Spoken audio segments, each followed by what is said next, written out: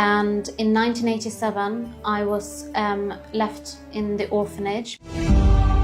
Raj Kumar, and we know that he's from the Padmashali caste, and we believe that he comes from Varangala town. Raj Kumar ఆచూకీ గనక తెలిస్తే తన తల్లిని కూడా కనిపెట్టవచ్చని ఆమె భావిస్తోంది. You know, I've been doing this for 16 years. From the last 16 years. Well, since 2009.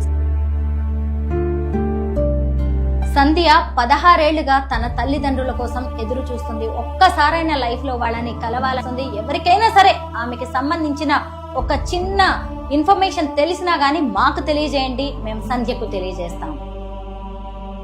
నమస్తే సంధ్య రాణి. Namaste. How are you?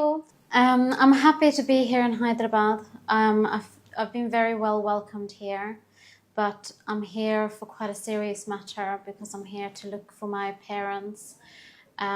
This is my 4th visit to Hyderabad, and I'm really hoping with your help and with the appeal that I'm making that there might be somebody watching. Happy birthday, Sandhya. Thank you. Thank you. Today is yours 40th birthday. That's right. Yes. అవును, ఈరోజు తన 40వ birthday.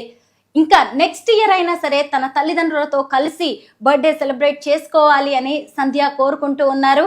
Sandhya, please let me know your details. We would like to hear your story. Yes. So I was born somewhere here in Telangana in 1985.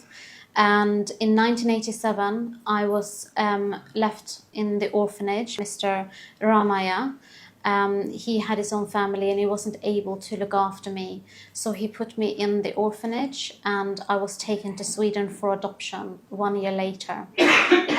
I've grown up in Sweden with Swedish culture, language, and so in this process, obviously, I've lost my religion and culture and language too.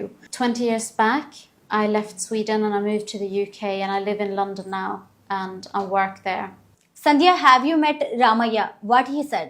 Yes, so Mr. Ramaya, he explained that he met my father in 1987 when they were both working at Paras Bar and Restaurant here in Hyderabad. And he said that he had a daughter who was 2 years old and that my mother had passed away. Because they were from the same caste, Padmashali, Mr. Ramaya thought that my father was a suitable match for his sister-in-law. And so they got married. But only after a couple of months, my father disappeared. And so I was left with my stepmother and with Mr. Ramaya's care. But they weren't able to take care of me because he had his own family to take care of. So because of that situation, they had to leave me at the orphanage. I would like to know them. I'd like to see them. I'd like to know them. I'd like to know who they are. I want to know their story and how. What about your Swedish parents? My Swedish parents, they live in Sweden. And like I mentioned, I've lived in the UK now for 20 years, but they live in Sweden. తన తల్లిదండ్రుల గురించి తెలుసుకోవడానికి అనేక సార్లు హైదరాబాద్ వచ్చి వెళ్తూ ఉన్నారు. వరంగల్కి చెందిన వాళ్ళు ఎవరైనా పద్మశాలి కులస్తులు ఉంటే ఎవరైనా సరే తమకు తెలియజెప్పాలని చెప్పి సంధ్య అడుగుతున్నారు. Sandhya, what's your next step? My next step is that here in Hyderabad for another few days, any leads or any feedback that we might receive from your viewers, we will try to follow up and see whether that might lead me closer to my father, Raj Kumar.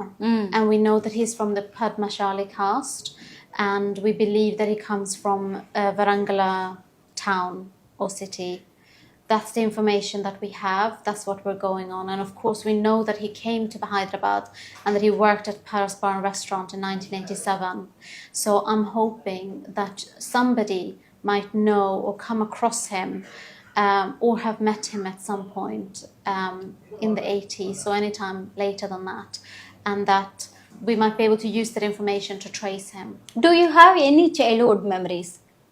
From India, I don't have any memories about my family from the orphanage or even staying with Mr. Ramaya. I don't have any memories as such. What I do have is some recollection as an adult, when I ate rice and dal and chapati for the first time by hand, I had a feeling in me that I have done this before. I've eaten this food before, and I've eaten by hand before.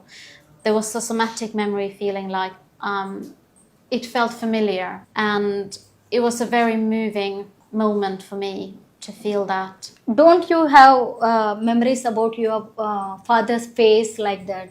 I have no memories as such. No, I'm afraid not. How do you want to recognize your parents? If we receive any leads that might lead closer to him, or anybody comes forward, then obviously there are some ways that we can verify that we are definitely connected. But hopefully they'll be able to fill in some gaps in the story that I've been told. But there's some other ways that we can ensure that we are related to. Do you have siblings? I have no siblings, not in Sweden. Of course, I don't know here in India, and that's another reason why I need to find my dad and find out about my mother too. Do you want to say anything about your parents, your story? It's something that I've thought about for a very long time. It's something that I've carried with me. This longing to meet them and know them. I don't really have any expectations in terms of who they are. I really just want to understand the beginning of my life, the first chapter of my life, get to know them hopefully. I'd like to be able to know what it feels like to look at another person and go, this person looks like me, or I look like them. I've come in contact with Adoptee Rights Council about 10 years ago through Arundel, who is also an adopted person, and they help adopted people from India to trace their roots. And I've been working with Anjali since 2019 to try to trace my parents. తను స్వీడన్లో ఉండగా